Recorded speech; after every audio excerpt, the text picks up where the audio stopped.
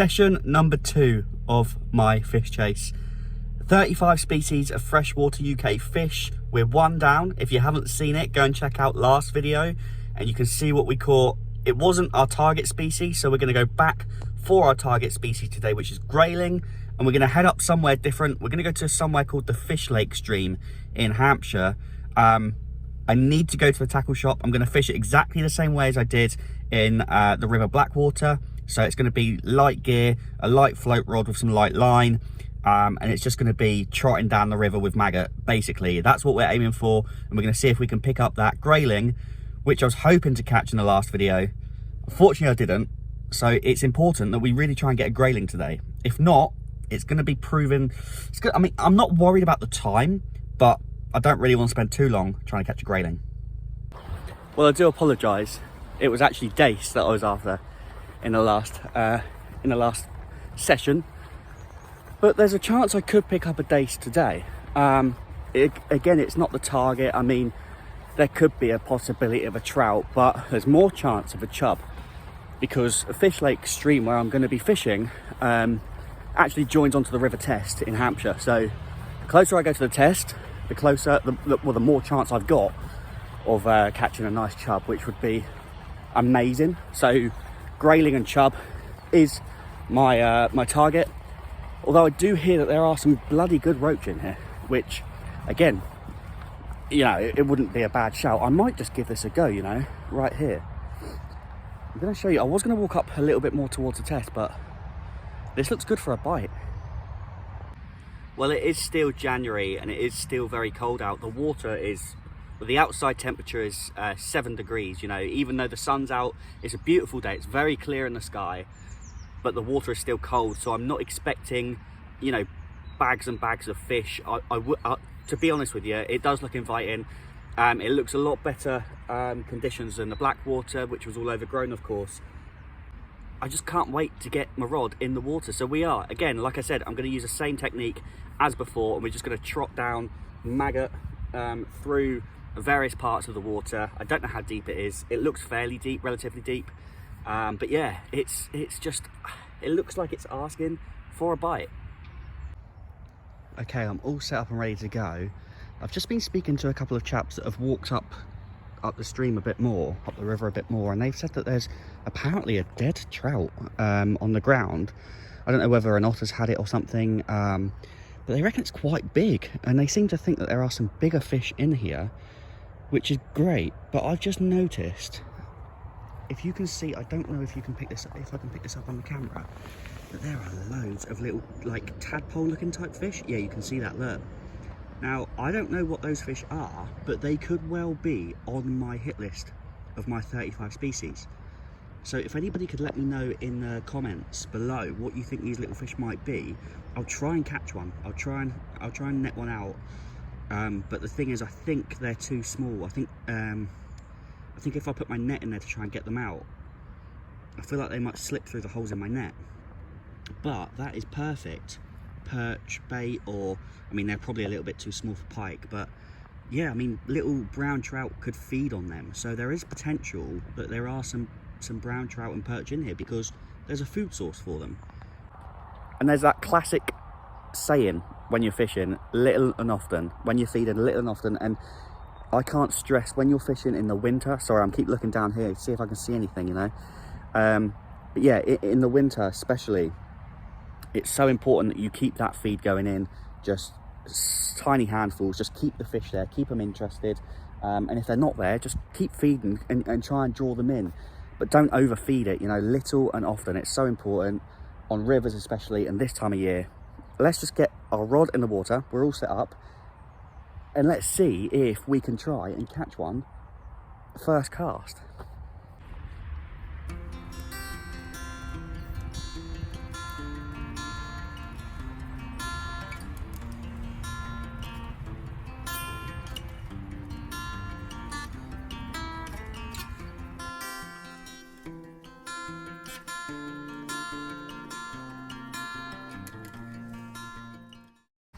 Well, here it is, guys. The second fish of my 35 species hunt. It's a gudgeon. Brilliant. they're such small fish, they don't get much bigger than this. But look at it, it's another one off the tick list. I'm well happy with that. It had to be caught at some point. I'm going to throw him back.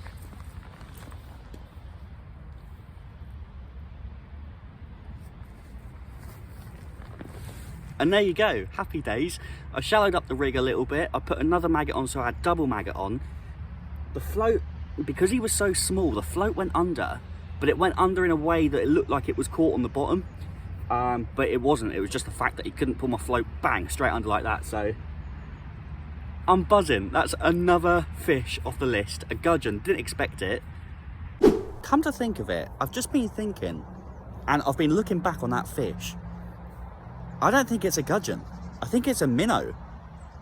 Gudgeon have like these spots along their back, and they're a bit more sort of like slimline. That was a bit sort of like chubby, and it didn't have the spots. It just sort of had a streak, didn't it? I think that's a minnow, you know. I don't think it's a gudgeon at all.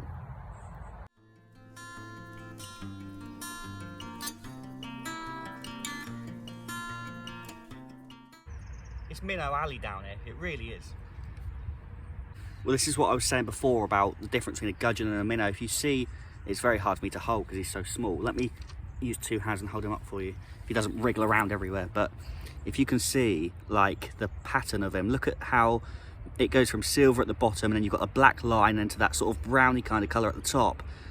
I mean, it's a beautiful looking fish, but a gudgeon has sort of more, rather than like a black line, it has sort of like spots along it, and that top dorsal fin is a lot more sort of like sharper, I guess. But I'm going to get this little fellow back. I'm catching too many minnows here. I need to try and move on. So I'm going to take a little wander up the stream and see if there's anywhere else I can fish, and try and maybe catch a roach or something just a bit different, maybe a chub or a trout.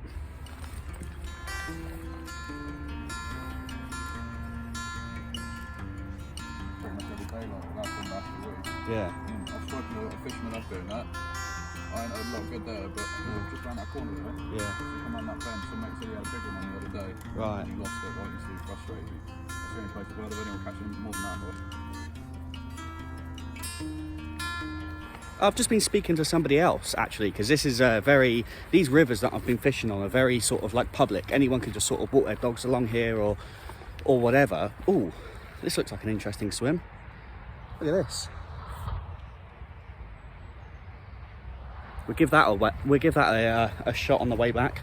But yeah, he reckons that where I was fishing the first time, because he walks up here pretty much every day, he said, and he's been speaking to a lot of guys fishing, and he says where I was fishing back earlier, he said a lot of people have said they don't really catch a lot of fish there, whereas where we're going upstream here, he said people are catching sort of more fish. And like I said to you, you know, the further I walk upstream, the closer I am to the river test. So naturally it's going to be, well, you'd imagine, more populated with fish, so that kind of makes sense. But let's take a walk on down and see what we got. Well, this is absolutely beautiful. Look at this.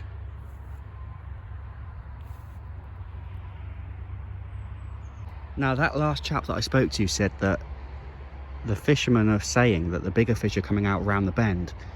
There's a couple of guys over there at the moment fishing. I don't want to disturb them, so I'm hoping I'm going to fish this area here. It looks like a deep pool and it's on a bend. You know, it looks like a lot of well, you can see a lot of water's getting washed through here. So maybe the fish like being here because they feel safe with a deeper pool, and obviously a lot of food's coming through. So let's give this a whirl. And I'm back in the sun as well. Oh, I couldn't have asked for much of a better day for this, really. Let's give this a whirl.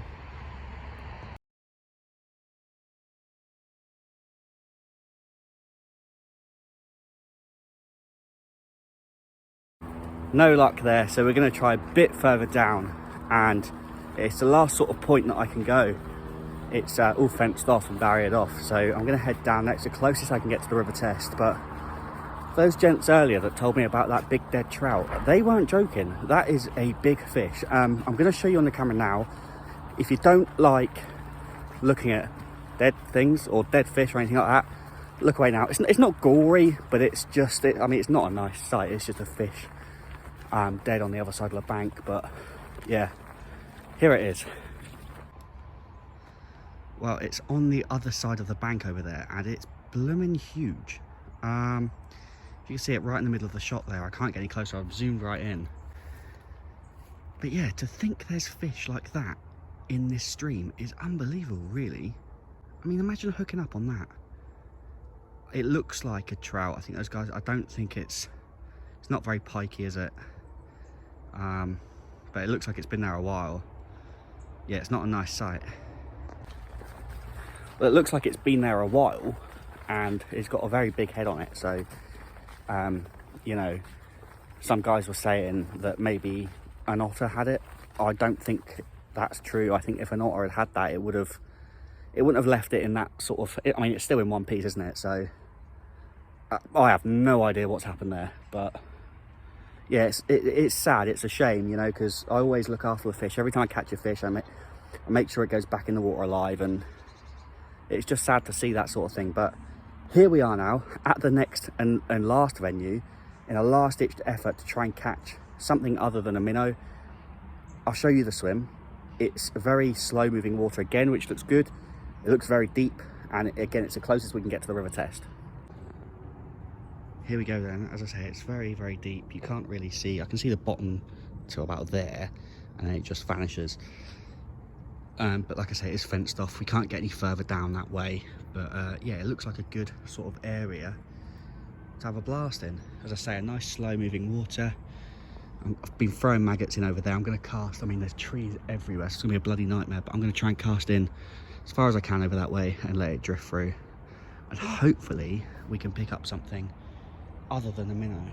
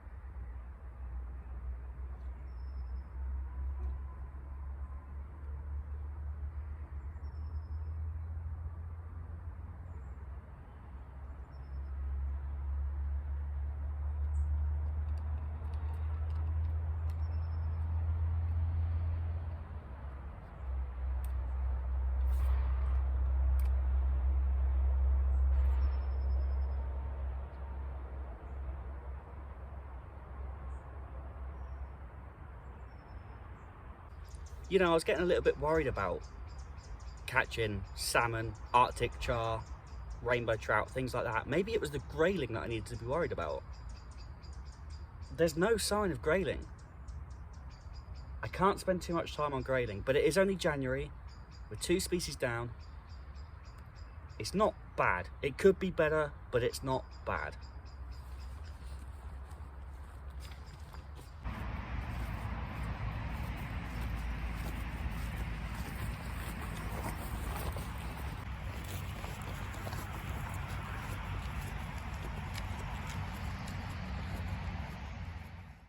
And that is the end of episode number 2, or session number 2. I actually forgot to end the video, so I'm doing it here. But I just wanted to reflect a little bit. I'm editing these videos and I'm thinking about it, and I'm going through it and I'm thinking, you know, Matt and Mick did the Great Rod Race. They caught these fish in 30 days. You know, I know it's been a lot longer, but I've only been twice and I've only caught 2 species of fish. Now, it could be worse. I could have blanked and been on no species or 1 species. So being on 2 species, it's okay. But I just feel like it's taken a real slow start. You know, we tried to catch dace, we didn't. We tried to catch grayling, we didn't. We thought there might be an odd chance of a trout or a chub, and there hasn't been. Minnow is one which I'm glad I caught, because I didn't want to spend too much time, obviously, on a minnow. And roach, I'm not, you know, I'm going to be catching more roach throughout the year, you'd imagine. But I need to try and step this up. I know it's still only January, but I need to really try and step my game up. I'm probably going to go fishing in a lake for the next episode. Again, like I say, I've got an episode coming up with my brother. We're going to go and hit a reservoir, try and catch some big bream, or even maybe pike as well. But yeah, I've got some fishing gear on order, and when I get these things through, I can go on to bigger and better things, hopefully. But thank you for watching. As always, guys, please leave a like, and I'll see you in the next one. It's 2 species down, 33 to go.